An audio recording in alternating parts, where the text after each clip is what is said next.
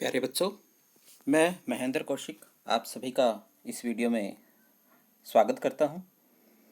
और जैसा कि आप सबको पता है कि इस वक्त जो है हम सब घर में रह कर के पढ़ाई कर रहे हैं, तो इसी के अकॉर्डिंग जो है मैं आपको अब भूगोल का दूसरा लेसन, जो कि मानव भूगोल के मूल सिद्धांत से लिया गया है, दूसरा लेसन जो है विश्व जनसंख्या वितरण घनत्व और वृद्धि, मैं आपके लिए इस वीडियो में लेकर के आया हूँ। उम्मीद है कि आप इसे अच्छी तरह से समझेंगे और पढ़ेंगे। बच्चों, जैसा कि आप देख पा रहे हो कि इस लेसन के अंदर हम वितरण घनत्व और वृद्धि के बारे में हम विस्तृत रूप से पढ़ेंगे। तो जनसंख्या जो है वो कोई भी देश जो है वो स्वर्ण से नहीं, बल्कि स्त्रियों और पुरुषों से एक राष्ट्र जो है मजबूत और महान बनता है। ये राल्फ वाल्डो इमर्सन ने अपने शब्दों में कहा था। और साथ में इस लेसन में शुरू में ही बताया गया है, जैसा कि आपको नज़र आ रहा है, कि किसी देश के निवासी ही उसके वास्तविक धन होते हैं।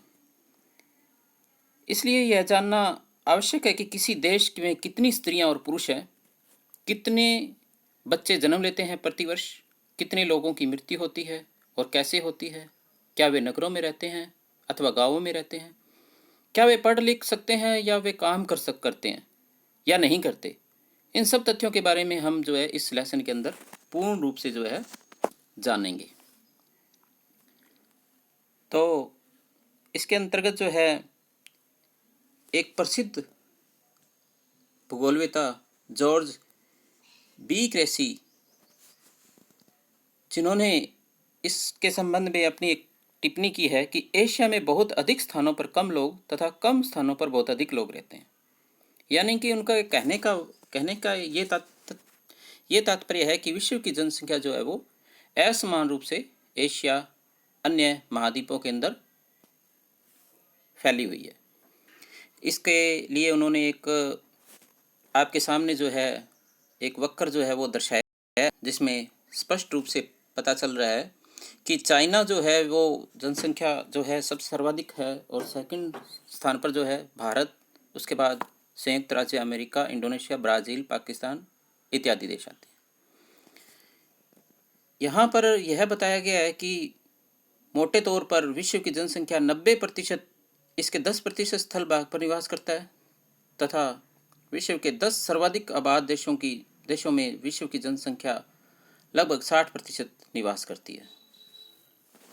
अब जनसंख्या घनत्व के बारे में हम बात करें तो बच्चों, ये जो आपके सामने एक फॉर्मूला दिया हुआ है, ये फॉर्मूला आप बहुत से एग्ज़ाम के अंदर जो है पूछ लिया जाता है, 1 नंबर तक का होता है कि जनसंख्या घनत्व का फॉर्मूला बताइए। तो केवल अपने को फॉर्मूला ही बताना है। इसमें लिखा जनसंख्या घनत्व इक्वल कुल जनसंख्या बटा कुल क्षेत्रफल आएगा। यहाँ पर जैसे कि आप देख पा रहे हो, जनसंख्या बटा कुल क्षेत्रफल है, तो यहाँ कुल जनसंख्या बटा कुल क्षेत्रफल आएगा। तो ये जनसंख्या घनत्व होता क्या है, आपको बता दूं कि भूमि की प्रत्येक इकाई में उस पर रह रहे लोगों के पोषण की सीमित क्षमता होती है। आपको संक्षेप में बताऊं तो इसका मतलब यह है कि लोगों की संख्या और भूमि के आकार के बीच के अनुपात, यानी 1 किलोमीटर क्षेत्रफल पर रहने वाली जनसंख्या, इन दोनों के बीच का जो अनुपात है वही जनसंख्या घनत्व कहलाता है। एक एग्जाम्पल के माध्यम से भी जो है, ये एग्जाम्पल है, इस एग्जाम्पल के माध्यम से भी जो है आपके सामने जनसंख्या घनत्व जो है वो निकाल करके दिखाया गया है। इसके अलावा इस टेबल के अंदर जो है ये बताया गया है कि किस क्षेत्र के अंदर जो है कितनी जनसंख्या है, और उसके भूमि का क्षेत्र जो है कितना है, यानी कि जनसंख्या घनत्व कितना है, प्रति व्यक्ति घनत्व कितना है, यानी उसका उस क्षेत्र का वो क्षेत्र कितना बड़ा है, उसके अंदर जनसंख्या कितनी निवास कर रही है, प्रति व्यक्ति किलोमीटर स्क्वायर यानी कि घनत्व कितना है, और विश्व के कितने भाग में जो है वो जनसंख्या निवासित है। यानी कि इसमें सबसे अधिक जो है वो एशिया का जो है पूरे विश्व में 59.5% एरिया है एशिया का, जिसमें जनसंख्या जो है घनत्व 146 है और कुल जनसंख्या जो है आपके सामने यहाँ डाटा दिए गए हैं। ये सारे के सारे डाटा जो है वो 2018 के अनुसार हैं, यहाँ पर लिखा हुआ है 2018। इसके अलावा जो है हम बात करते हैं जनसंख्या वितरण को प्रभावित करने वाले कारकों की। तो कारक में पहला है जैसे भौगोलिक कारक। भौगोलिक कारक के अंदर जो है उसके कुछ सब हेडिंग दे रखी है, जैसे कि जल की उपलब्धता। जल की उपलब्धता यानी कि बच्चों आपको बता दूं कि ज़्यादातर लोग वहीं बसने को प्राथमिकता देते हैं जहां पर जल आसानी से उपलब्ध होता है। जल का उपयोग आप सबको पता है कि हम पीने, नहाने, भोजन बनाने, पशुओं को, फसलों को, उद्योगों में, नौ संचालन इत्यादि इत्यादि क्षेत्रों में हम करते हैं। इसलिए जल जहाँ उपलब्ध है वहीं पर ज़्यादा से ज़्यादा जनसंख्या निवासित होगी। सेकंड है भूमि, भू आकृति।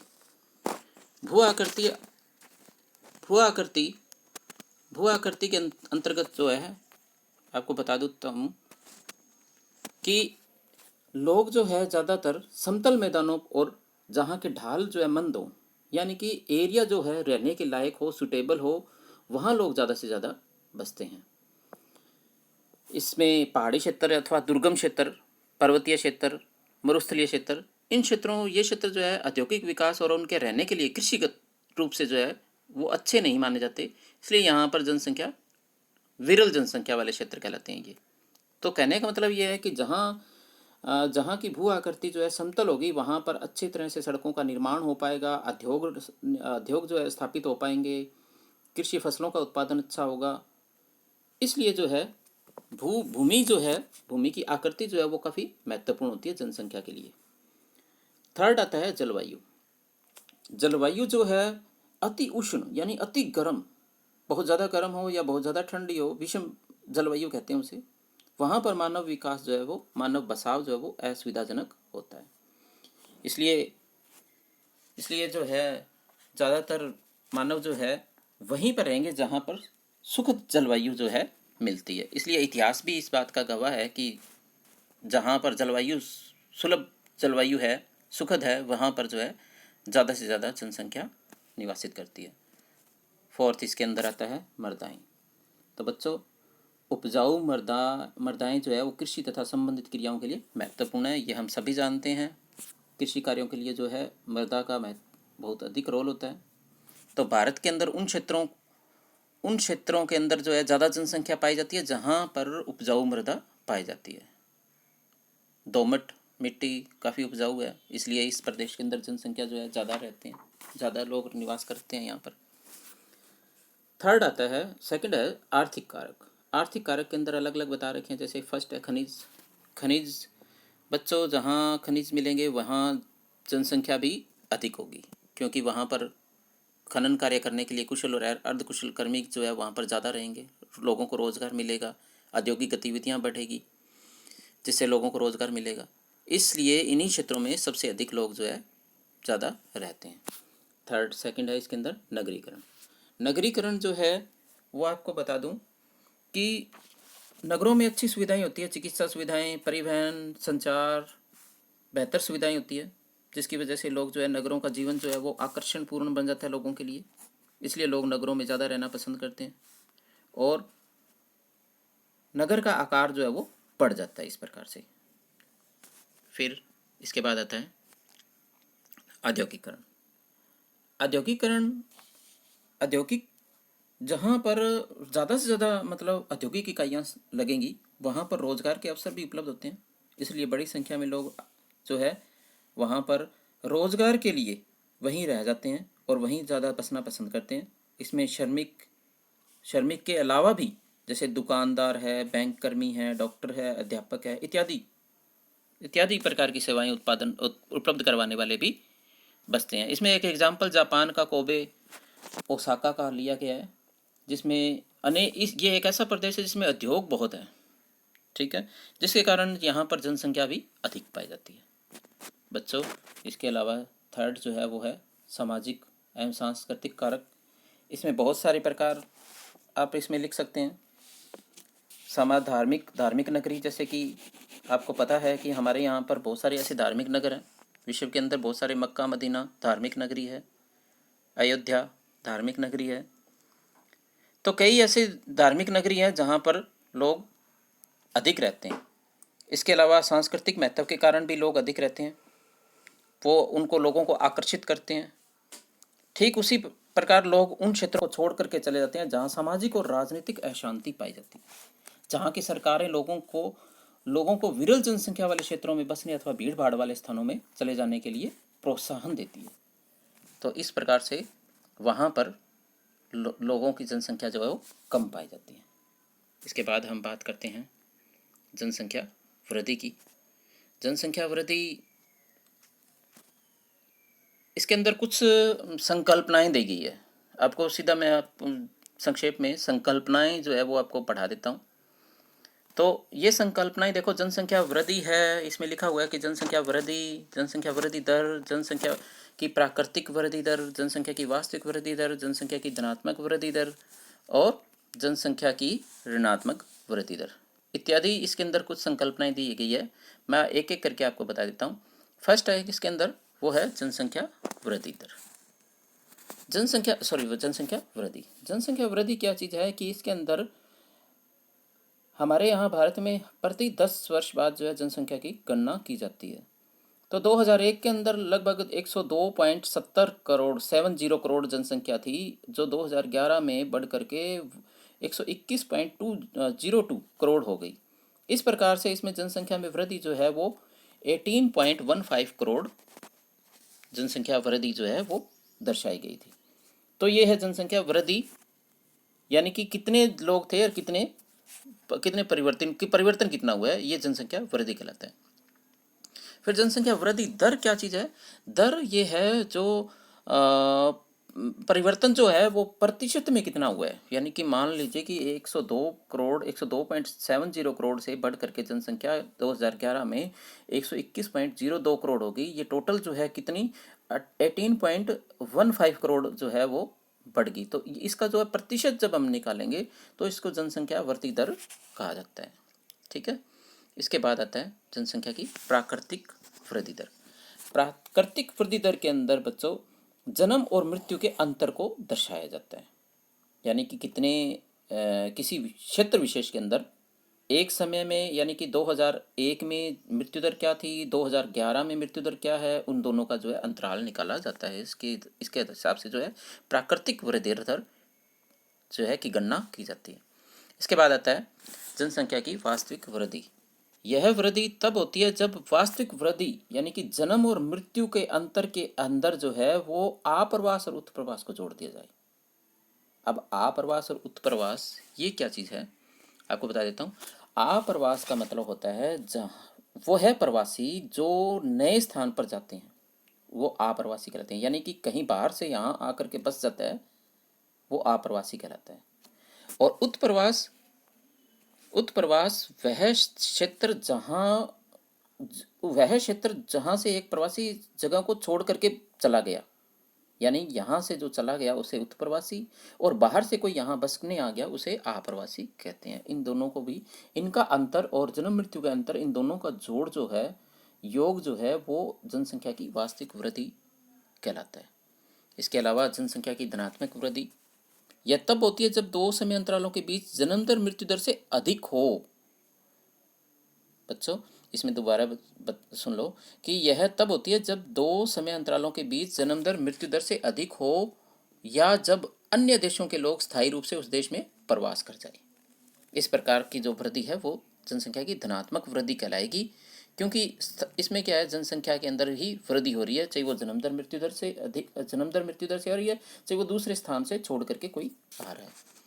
इसके अलावा नेक्स्ट है, इसके अंदर आता है जनसंख्या की ऋणात्मक वृद्धि। यदि दो समय अंतरालों के बीच जनसंख्या कम हो जाए तो ये ऋणात्मक वृद्धि है, बिल्कुल धनात्मक वृद्धि के अपोजिट। इसके बाद आता है जनसंख्या परिवर्तन के घटक। जनसंख्या परिवर्तन के घटक इसके अंदर दे रखा है कुछ, एक फॉर्मूला दे रखा है, एक अशोधित जन्म दर। आप इसको देख रहे हो, अशोधित जन्म दर का फॉर्मूला है, ये इम्पोर्टेंट है। कई बार इससे जो है बच्चों, आपसे बता दूं कि ये इसके बारे में पूछ लिया जाता है घटक के बारे में, कि अशोधित जन्म दर किसी वर्ष विशेष में जीवित जन्म अपॉन किसी क्षेत्र विशेष में वर्ष के मध्य जनसंख्या इंटू में 1000। इससे जो है अशोधित जन्म दर निकाली जाती है और इसी प्रकार से अशोधित मृत्यु दर की भी जो है गणना की जाती है। उसमें ये फ़र्क है सिर्फ, इसमें किसी वर्ष विशेष में मृतकों की संख्या से जो है वो ली जाती है। इसके अलावा जो है आता है आपके नेक्स्ट टॉपिक है वो है प्रवास।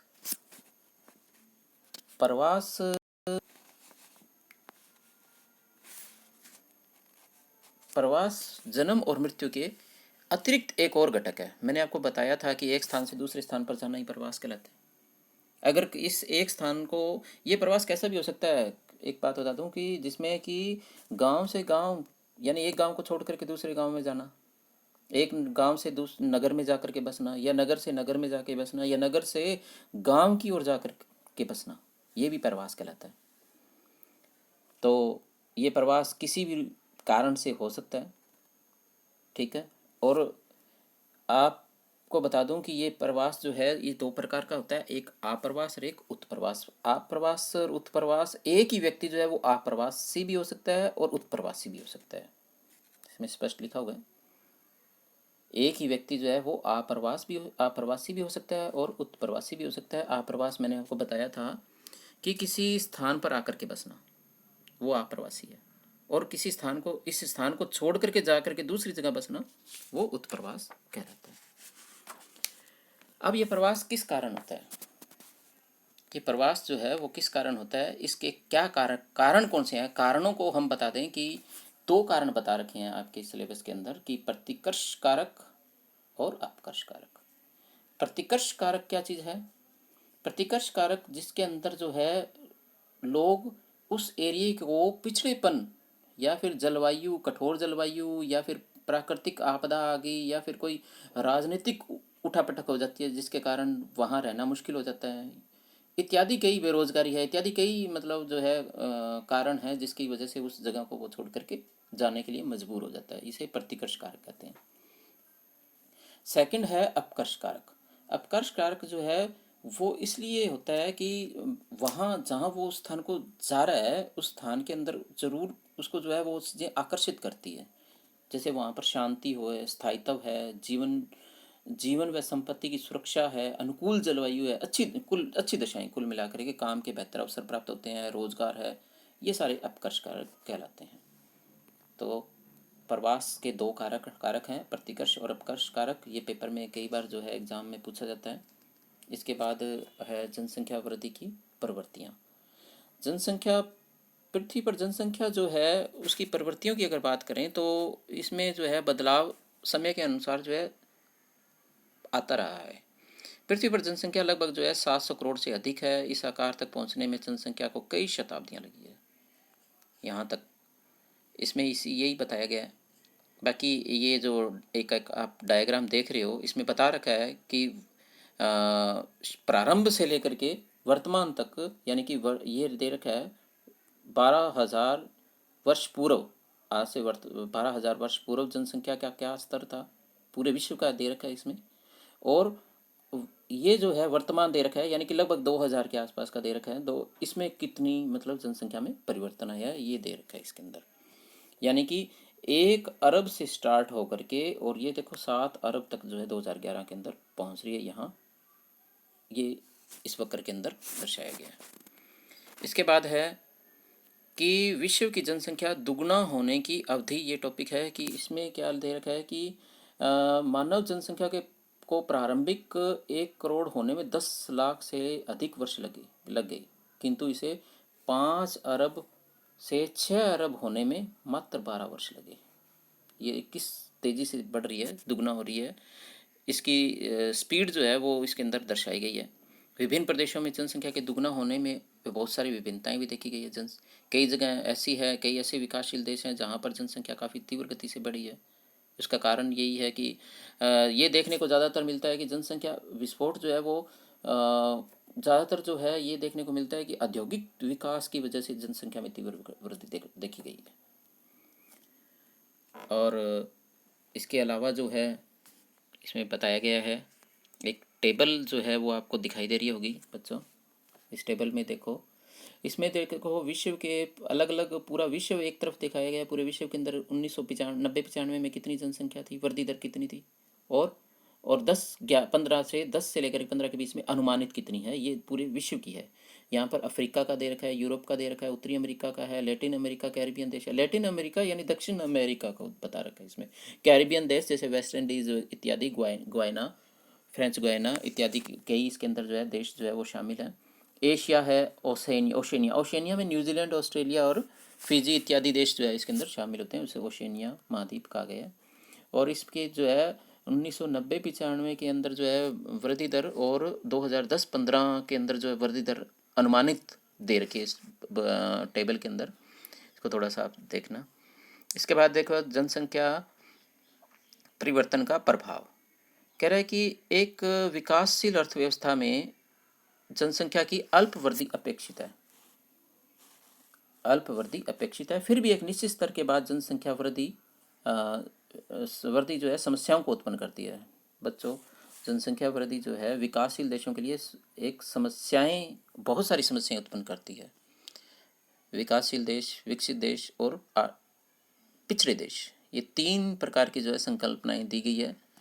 पिछड़े देश वो हैं जो जहाँ गरीबी है, बेरोजगारी है बहुत ज़्यादा, और विकासशील देश जो प्रयास कर रहे हैं अर्थव्यवस्था को गति देने का प्रयास कर रहे हैं, वहाँ जनसंख्या बहुत अधिक है। और विकसित देश अपने आप में बहुत अमीर देश कहलाते हैं। तो हमारा देश जो है वो एक विकासशील देश है। विकासशील देश भारत एक विकासशील देश के अंतर्गत आता है। तो इसमें बताया गया है जनसंख्या का ह्रास भी एक चिंता का विषय है। जिस तरह जनसंख्या वृद्धि जो है वो एक चिंता का विषय है, उसी प्रकार से जनसंख्या ह्रास भी चिंता का विषय है।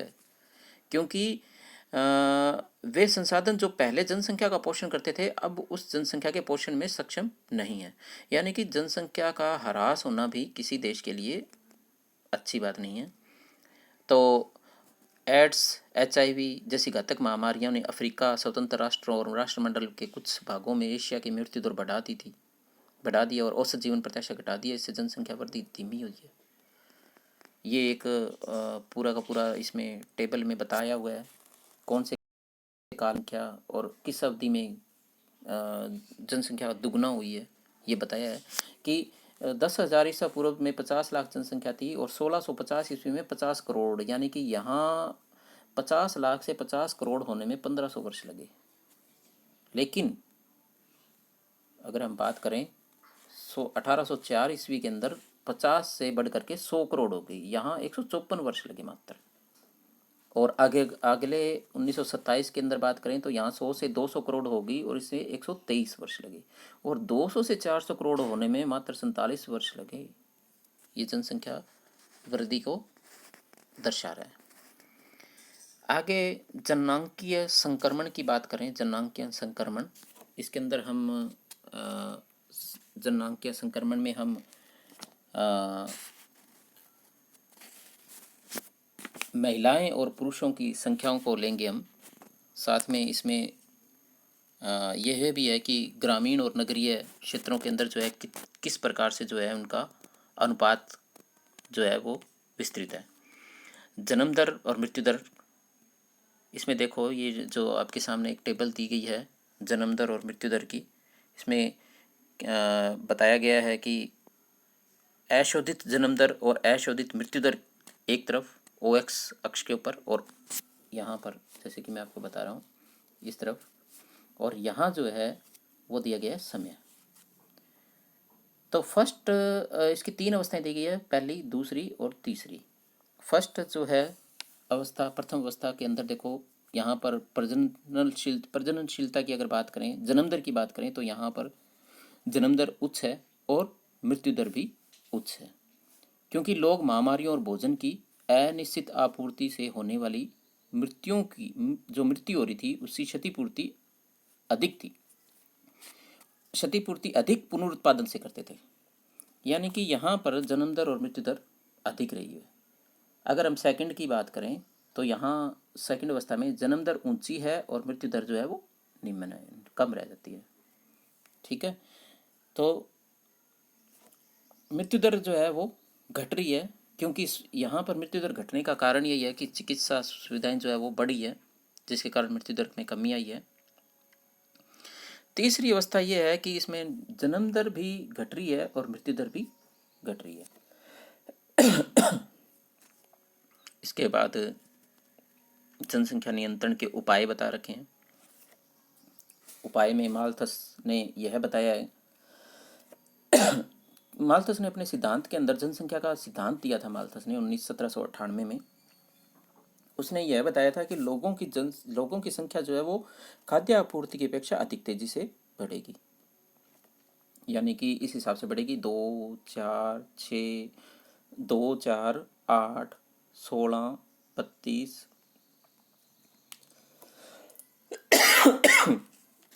की जनसंख्या तो बढ़ रही है। जनसंख्या तो बढ़ रही है 2, 4, 8, 16, 32 इस हिसाब से, लेकिन संसाधन जो है वो बढ़ रहे हैं 1, 2, 3, 4, 5 इस रूप में।